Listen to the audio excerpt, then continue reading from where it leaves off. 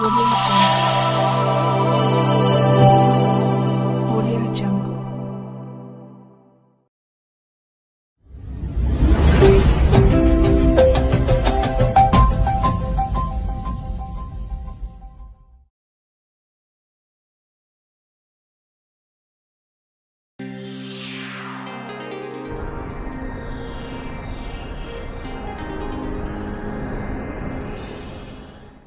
Sebelum kita mulai ya wawancara kita, alangkah baiknya saya perkenalkan dulu.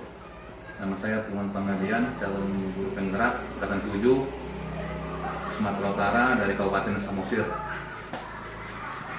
Oke Bu, Ibu bisa memperkenalkan diri dulu.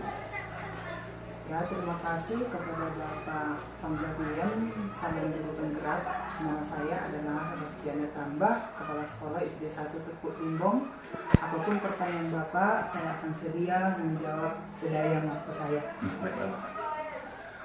Oke, alangkah senangnya Ibu bisa dapat berkolaborasi bersama saya Bu mengenai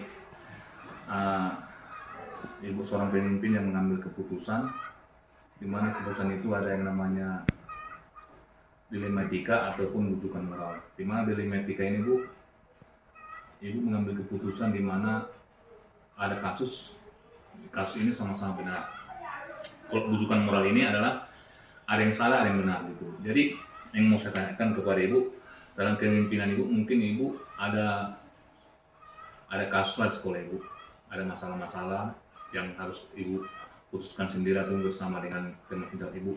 Jadi yang mau saya tanyakan, bagaimana cara Ibu mengidentifikasi kasus-kasus yang terjadi di sekolah Ibu ini?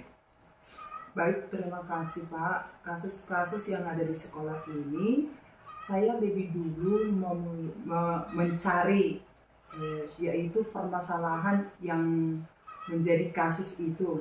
Dan setelah saya dapat kasus itu, saya awali dulu, saya cari apa penyebabnya. Setelah dapat penyebabnya, maka saya mengundang Bapak Ibu guru yang ada di sekolah kita ini memusyawarahkan apa jalan keluarnya untuk menyelesaikan masalah tersebut. Kira-kira demikian. Oke, selama Ibu tadi mengidentifikasi kasus-kasus yang ada di sekolah Ibu, yang mau saya tanyakan, bagaimana Ibu menjalankan atau mengambil keputusan di sekolah Ibu, terutama untuk kasus-kasus di mana ada dua kepentingan yang sama-sama benar atau sama-sama mengandung nilai-nilai kebajikan gitu. Baik, kalau sama-sama benar ya Pak, inilah yang paling susah saya ambil jalan keluar, karena kalau saya mengambil dengan pribadi saya sendiri berarti mementingkan diri saya sendiri. Tetapi dalam benak saya harus kita lebih dulu mengambil kepentingan bersama daripada mengambil kepentingan pribadi. Jangan kita buat dengan adanya kasih sayang, maka mereka bisa terselesaikan masalahnya. Jika mereka sama-sama benar, ya saya kembali ke pertanyaan Bapak yang pertama. Saya mengundang Bapak Ibu guru, memusyawarahkan jalan apa yang mau kita ambil untuk menyelesaikan kasus-kasus yang sama-sama benar. Dan keputusannya kita ambil dengan keputusan bersama Pak. Dan itulah mengambil keputusan Ibu ya. Oke. Ya. Setelah Ibu nanti mengambil keputusan itu tadi kan Bu, mestinya Ibu mempunyai langkah-langkah ataupun prosedur yang Ibu jalankan untuk mengambil keputusan itu. Jadi yang mau saya tanyakan kepada Ibu, langkah-langkah atau prosedur seperti apa yang biasa Ibu lakukan untuk membuat keputusan tadi Bu? Langkah yang pertama ya Pak, saya menentukan, saya mencari siapa atau yang terlibat dari kasus itu, dan kemudian situasinya bagaimana, dan kemudian saya mengumpulkan fakta-fakta kasus tersebut. Dan yang berikutnya, langkah yang berikutnya, saya menguji benar salahnya kasus tersebut, biar bisa kita nanti mengambil keputusan yang lebih baik. Kira-kira begitu. Oke, dari keputusan tadi Bu ya. Jadi kan untuk mengambil keputusan Ibu tadi itu pasti ada eh, hal-hal yang menjadi tantangan kepada ibu untuk mengambil keputusan yang dimana keputusan itu mungkin yang sama-sama benar ataupun mungkin salah satu benar ataupun salah satu salah. Jadi yang saya mau tahu dari ibu, apakah adakah hal-hal yang dialami ibu yang agak susah untuk mengambil keputusan tadi? Iya, banyak Pak tantangan yang saya alami untuk mengambil keputusan, yaitu tentang kasus tersebut. Yang pertama Pak, tantangan yang pertama yang saya hadapi untuk kasus itu, yang pertama antara yang saya bilang tadi, kepentingan pribadi saya kah atau kepentingan kelompok saya kah? Itu yang pertama. Yang kedua, tantangan bagi saya yaitu keadilan melawan yaitu rasa kasihan. Harus dari saya. Berarti itu paradigma berpikir ibu untuk mengambil keputusan ya? Iya, artinya kasih sayang itu jangan kita buat untuk menyelesaikan kasus. Siapa yang salah tetap disalahkan. Berarti yang pertama tadi dilematikanya individu melawan masyarakat. Iya. Yang kedua keadilan melawan kasih sayang. Oke. Seperti gitu Bu ya. Berarti ibu di sini ibu mengalami yang namanya dilematika ya, bukan rujukan. Baru kemudian kan Pak, kebenaran itu dan kesetiaan. Jadi di dalam kebenaran itu dan kesetiaan itu kita harus jujur dalam kasus itu dan bertanggung jawab tentang kasus tersebut. Oke. Jadi setelah ibu tadi mengalami tantangan tadi Bu ya, jadi ada nanti memiliki sebuah tata cara ataupun jadwal tertentu untuk menyelesaikan masalah ibu itu. Oke, saya harus mempunyai strategi Pak. Yang pertama, strateginya saya ambil dulu alternatifnya, ya, alternatif strateginya. Kemudian saya buat nanti peninjauan tentang kasus tersebut. Kira-kira demikian. Strukturnya juga perlu Pak. Itulah jadwal saya untuk menyelesaikan kasus tersebut. Oke, yang mau saya tanyakan berikutnya Bu, adakah seseorang atau faktor-faktor apa yang selama ini mempermudah atau membantu Ibu dalam mengambil keputusan dalam kasus-kasus dilema etika ini? Oke, baik Pak. Faktornya yang pertama ya Pak, faktornya yaitu nilai individu.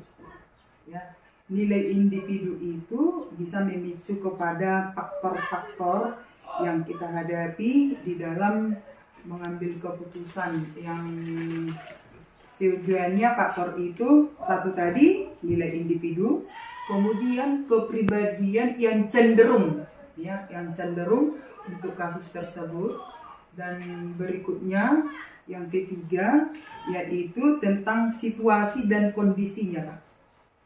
Itulah faktor. Faktor untuk yang membantu Ibu untuk mengambil keputusan. Baru kemudian rasional keputusan itu, dan kemudian faktornya setelah selesai itu semua kita ambillah solusi yang terbaik. Jadi itulah faktor yang membantu ya. Iya. Oke, faktor individual tadi, baru faktor rasionalnya, baru kemudian kecenderungannya. Oke. Ada 3 faktor tadi ya. Oke, itulah yang Ibu ambil untuk membuat sebuah keputusan di mana ada kasus dilematika ya. Oke Bu, terima kasih atas wawancara kita. Di sini pembelajaran yang saya dapat dari Ibu adalah seorang pemimpinan yang mempunyai paradigma cara berpikir untuk membuat keputusan itu. Tadi Ibu menggunakan yang namanya individu lawan masyarakat. Yang kedua, keadilan melakukan kesayangan. Memang ini adalah dilematika di mana sama-sama benar antara individu sama masyarakat juga. Baru keadilan juga sama-sama benar juga, keadilan melawan kesayangan. Dan juga mempunyai faktor-faktor yang sebagai penghambat yang tidak menghambat Ibu untuk membuat sebuah keputusan. Jadi saya ucapkan terima kasih kepada Ibu. Dari belajar ini saya dapat nanti membuat wawancara ini sebagai referensi kepada saya kalau saya menjadi pemimpin, di mana pemimpin itu memang harus mempunyai rasa keadilan kepada semua teman-teman sejawat guru di sini, bahkan juga kepada murid-murid kita. Jadi saya ucapkan banyak terima kasih kepada Ibu, selalu sukses Ibu terus mengajar sebagai pemimpin di Desa Tugu Limbung. Saya ucapkan banyak terima kasih Bu. Oke, terima kasih Pak atas jawaban pertanyaan-pertanyaan yang Bapak berikan kepada saya. Semoga jawaban itu membangun Bapak di dalam membuat modul calon guru penggerak Pak. Oke, terima kasih. Memulai wawancara kepada Ibu tentang kepemimpinan Ibu sini mengambil keputusan kepemimpinan. Saya perkenalkan diri dulu, nama saya Luman Panggabean, calon guru penggerak angkatan 7 Kabupaten Samosir. Dan di sini ada Ibu Kepala Sekolah. Nama saya Nurmeda Siwatang, Kepala Sekolah SD 2 Tepuk Siwatang. Iya. Ibu ini dari SD 2 Tepuk Siwatang. Oke Bu. Sebelum ini saya mau tanya sama Ibu. Saya senang sekali karena Ibu bisa saya wawancarai ya dengan waktu yang sangat tepat diberikan kepada saya Bu. Di sini saya mau tanya, dalam kepemimpinan Ibu itu kan mungkin ada hal-hal atau kasus-kasus yang Ibu tempuh selama di kepemimpinan Ibu di sekolah ini. Jadi saya mau tanya kepada Ibu, bagaimanakah cara Ibu mengetahui itu atau mengidentifikasi kasus-kasus yang merupakan dilema ketika tubuh moral dalam sekolah Ibu? Ya, mengajarkan para guru dan bertanya ada masalah di ruang kelas, dan setelah dikumpulkan ada masalahnya, yaitu ada siswa yang belum tahu baca di kelas 4, begitu Pak. Di kelas 4. Berarti cara Ibu mengidentifikasi tadi itu masalah itu Ibu mengumpulkan guru-guru Ibu Ya. atau teman-teman guru itu ya di kantor, baru mengevaluasi tentang pembelajaran mereka, tentang anak didik mereka ya. Iya Pak. Bagus sekali Bu ya. Jadi setelah Ibu mengetahui ada di kelas 4 tadi anak didiknya kurang tahu membaca, jadi apakah pernah guru kelasnya itu melaporkan ke Ibu gitu atau minta musyawarah kepada Ibu bagaimana cara untuk mengambil keputusan? Mungkin kan gini Bu, mungkin kan kalau nggak tahu membaca anak itu akan tinggal kelas gitu. Adakah guru kelasnya meminta pendapat dari Ibu? Ada. Bagaimana caranya supaya dia tahu membaca, begitu Pak. Gitu ya Bu ya. Jadi kan ini kan keputusan sangat berat sama Ibu, dimana di kelas sampah itu nggak bisa lagi naik kelas Bu, karena memang sekarang ini nggak tahu membaca kan Bu, Iya. otomatis dia pun nggak bisa naik kelas. Jadi ada nggak langkah-langkah yang dibuat Ibu kepada anak ini supaya dia tetap naik kelas, jangan tinggal kelas? Apakah langkah-langkah yang dibuat kepada anak ini supaya dia tetap bisa membaca atau bisa naik kelas gitu? Ya, langkah-langkahnya menyuruh guru kelasnya supaya dipantau si anak tadi yang namanya Sophia, memang supaya lebih dekat guru kelasnya ke siswa kita Pak, begitu Pak. Oh, berarti Ibu menyarankan supaya adanya pendekatan guru kelas sama Sophia. Iya Pak. Oke. Jadi dalam hal ini kan mungkin di Sophia ini ada masalah, mungkin ada faktor-faktor lain seperti faktor di keluarga atau faktor lingkungan yang membuat dia nggak mengetahui ataupun tidak bisa membaca sampai sekarang. Ada nggak faktor-faktor dari keluarga itu atau faktor lingkungan? Kalau faktornya kita kurang tahu Pak. Oh, berarti Ibu atau guru Ibu itu belum ada membuat observasi kepada keluarganya gitu. Mungkin keluarganya ada masalah di keluarganya sehingga kurang perhatian sama si Sophia nggak ada gitu. Iya, belum tahu juga Pak. Nah, di videonya itu kan? Iya. Oke. Jadi ada nggak rancangan Ibu nanti atau jadwal tertentu yang Ibu buat kepada si Sophia ini bersama guru kelasnya supaya nanti mungkin diberikan seperti ekstra pembelajaran kepada dia? Iya, ekstranya Pak, waktu istirahat dipanggil nanti ke kantor supaya diajari oleh guru kelasnya Pak. Oh. Begitu Pak. Oke, berarti dalam hal ini, dalam kasus ini Ibu ini termasuk di dilema etika Bu ya, karena dimana sama-sama benar yang mungkin si Sophia nggak bisa membaca tapi harus naik kelas saja. Oke.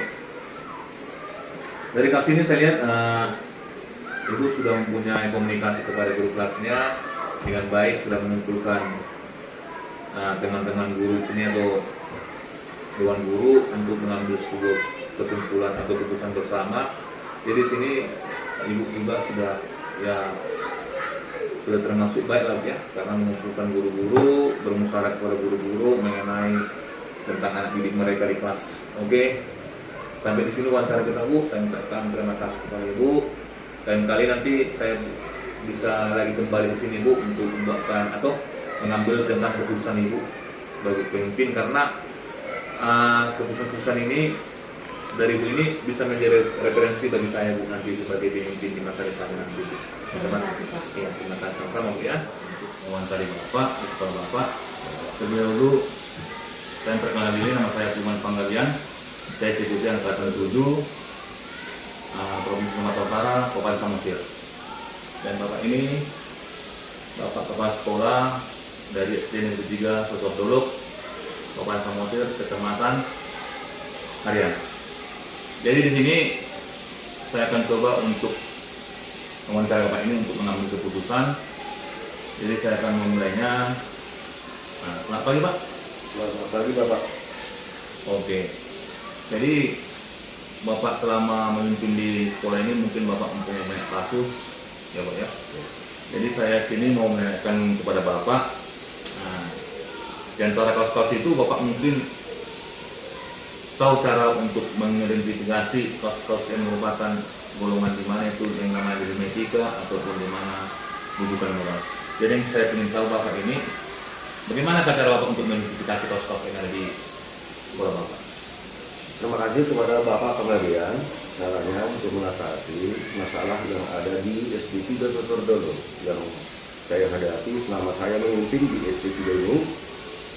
Saya pernah masuk ruangan kelas 6 dan menanyakan seorang siswa tentang kehadiran. Saya tanya guru kelasnya, yaitu Ibu Resdiana Madau, bahwa seorang siswa yang bernama Cindy Pintu Batu sering dia absen, tapi orangnya dia pintar. Oh ya. Masalahnya saya buat dengan saya coba menghadapi orang tua dan siswa itu menasihatinya, memberikan dengan contoh seorang yang terdepan di kelas, yaitu yang bernama Kak Yutania. Iya. Saya buat dengan contohnya dan saya panggil orang tuanya, kenapa anak kita ini sering dia absen? Karena orang tua dari Cindy Pintu Batu, yaitu Bapak Beladi, Iya Pak ya. tidak bersama dengan anak itu. Dan mamanya ada penyakitnya. Berarti ini masalah keluarga Pak ya. Ya, kira-kira begitulah Oke. Jadi jawabannya. Bapak ini termasuk dalam dilema etika di mana sama-sama benar ya Pak ya. Karena memang si Cindy tadi orang anak yang pintar, Iya. tidak masuk ke kelas karena memang ada orang tuanya, permasalahan di orang tua di mana orang tuanya perempuan yang sakit ya Pak tadi Pak. Iya. Jadi hal ini Bapak yang mau saya tanyakan kepada Bapak, bagaimana Bapak untuk mengambil keputusan untuk si Cindy ini? Apakah memang Bapak terus mengikutkan dia ikut serta untuk terus dalam proses pembelajaran atau gimana nanti? Mungkin kan dari faktor absensinya mungkin dia udah berpengaruh kepada akademisnya Pak. Mungkin bisa saja dia menjadi tinggal kelas. Jadi Bapak ngambil keputusan ini gimana untuk si ini Pak? Saya mengambil keputusannya, saya bujuk dia dan saya beri nasihat dan saya mohon maaf kepada orang tua Cici ini. Terus dia Cici ini disuruh sekolah. Oke Bapak memberikan keputusan gitu kan.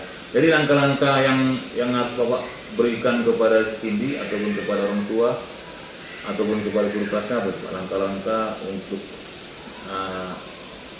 mengambil keputusan Bapak ini tadi. Langkah pertama, langkah kedua gitu Pak. Langkah pertama menasihati Cindy baru berarti Bapak memberikan nasihat kepada Cindy. Iya. Langkah kedua saya terus monitoring kepada kelas 6 dan melihat dan menanyakan di sini apakah dia masuk atau tidak. Jadi Bapak nggak ada niat memberikan surat panggilan kepada orang tuanya atau mengajarkan kedua orang tuanya ke kantor guru untuk mendiskusikan hal ini, Pak? Ada niat saya untuk memanggil orang tua supaya orang tuanya itu tetap memperhatikan anak ini. Oke, diranya Pak ya. Oke. Jadi dalam hal ini Pak, dalam pengambilan keputusan dalam kasus dilematika tadi Pak ya, Bapak sudah sangat baik sekali untuk memanggil orang tua, mengontoring si Cindy di kelas 6. Yang saya mau tanyakan, ada nggak Bapak nanti membuat sebuah tata cara atau jadwal tertentu dalam sebuah penyelesaian kasus dilematika ini? Maksudnya ada nanti Bapak membuat waktunya untuk memberikan pertemuan dari sini sama anak tadi juga. Ada waktunya Bapak berikan gitu. Terima kasih Pak. Terima kasih Pak. Saya membuat waktu untuk mendekati di sini dan orang tua. Maksudnya Pak itu di dalam pembelajaran atau pembelajaran Di jam pelajaran pun, di luar pelajaran pun saya dekati ini. Oh, berarti nanti di luar pembelajaran Bapak nanti mendekati Langsung ke rumahnya. langsung menjumpai orang tua sini Pak, untuk menanyakan mengenai hal tentang sini tadi Pak ya. Iya Pak. Oke. Jadi kan ini ada faktor-faktor Pak, faktor-faktor Bapak mengambil keputusan ini kan selama ini mungkin ada faktor-faktor yang tidak mendukung, faktor-faktor yang hambatan gitu. Ada nggak faktor-faktor untuk pengambilan kasus Cindy ini penghambatnya gitu Pak? Maksud Bapak? Maksudnya gini kan dalam mengambil keputusan nanti Bapak ini kan keputusannya nanti kan Pak ini di akademiknya. Iya. Mungkin di sini bisa nggak naik kelas karena absensinya. Jadi ada nggak faktor-faktor penghambat untuk membuat keputusan ini? Waktu ini kan Bapak sini kan sebagai pemimpin. Iya. Jadi Bapak ini dilema gitu. Jadi dilemanya di mana si Cindy kan anak pintar, Iya. sementara absensinya sangat banyak sekali. Iya. Ini kan berpengaruh untuk kenaikan kelas dia atau untuk melanjut ke tingkat sekolah menengah pertama gitu Pak. Jadi di sini kan yang saya mau tanyakan dalam mengambil keputusan ini, sementara kan anak ini rencananya karena absensinya banyak mau nggak dinaikkan atau mau nggak dilanjutkan gitu Pak. Ada nggak faktor-faktor yang sangat memberatkan Bapak untuk membuat keputusan ini untuk diri Bapak gitu? Ada faktornya Pak. Faktornya Mungkin itu- seperti faktor kekeluargaan, Iya. ataupun faktor memang dia anak yang pintar, yang tidak bisa tinggal gitu Pak. Iya Pak. Ya. Faktornya Pak, saya tidak berani untuk meninggalkan kelas dan tidak lulus karena Cindy ini adalah seorang yang pintar. Oh ya Pak. Jadi faktornya Bapak sangat berat sekali membuat keputusan bahwa di sini ini anak yang pintar Pak ya. Jadi memang saya pun sama seperti Bapak, saya ada murid saya di kelas 1 ya. Dia orang tuanya memang ada kasus masalah Pak ya. Orang tua sama laki-laki sama perempuan di mana mereka dalam kasus perceraian. Jadi anaknya ini sangat jadi korban gitu Pak ya. Dia menjadi dilema kepala sekolah saya itu dilemanya jadi gini Pak. Si anak ini absensinya banyak sekali, 1 bulan mau 2 minggu. Jadi kan sementara kepala sekolah ini guru kelasnya mau menaikkan dia karena dia pintar. Padahal di bawah dia di teman-teman dia itu masih banyak yang tidak tahu membaca menulis. Ketika nanti si anak ini mau dinaikkan, masalahnya si teman-temannya mau ikut juga naik, gitu Pak. Jadi guru kelas 2 pun nggak menerima. Kenapa? Karena teman-temannya itu banyak lagi yang nggak tahu membaca menulis. Karena absensinya itu tadi yang pintar anak itu mau dinaikkan, otomatis anak yang lain pun ikut, gitu Pak. Itu dilema sama dengan Bapak ya. Oke, dari pengalaman ini Pak, yang Bapak sampaikan ini saya mengambil keputusan ya, dilema Bapak ini nggak susah ya. Dimana memang pendidikan di kelas 6 itu harus ditunjang dari orang tua juga Pak. Kalau orang tuanya baik di rumah ataupun orang tua yang tidak ada masalah di rumah, mungkin anak-anak itu akan bisa diperangkatkan orang tua yang dua sehingga sampai di sekolah mereka mungkin bisa dengan baik untuk bersekolah gitu ya. Oke, jadi yang saya simpulkan memang agak berat lah ini Pak kasus dilematika Bapak ini, di mana Bapak sebagai seorang pemimpin tadi membuat keputusan yang sangat berat. Si Cindy orang yang pintar, tapi karena memang dia jadi seperti korban Pak ya, karena orang tuanya sakit, dia pun nggak bisa mau berangkat ke sekolah jadi jarang. mungkin di sini akan mengurus orang tuanya di rumah dulu gitu Pak. Oke Pak, untuk wawancara kali ini saya ucapkan terima kasih kepada Bapak dengan kerjasamanya kepada saya pun sudah tahu bagaimana cara Bapak untuk mengambil keputusan di sekolah Bapak ini, di mana ada tadi itu yang namanya Paulus Dilematika dan Paulus Rujukan Moral. Jadi saya ucapkan terima kasih kepada Bapak, semoga dengan kelimpahan Bapak nanti Bapak mengambil keputusan yang baik bagi teman-teman guru, teman-teman sejawat dan kepala dinas untuk kita.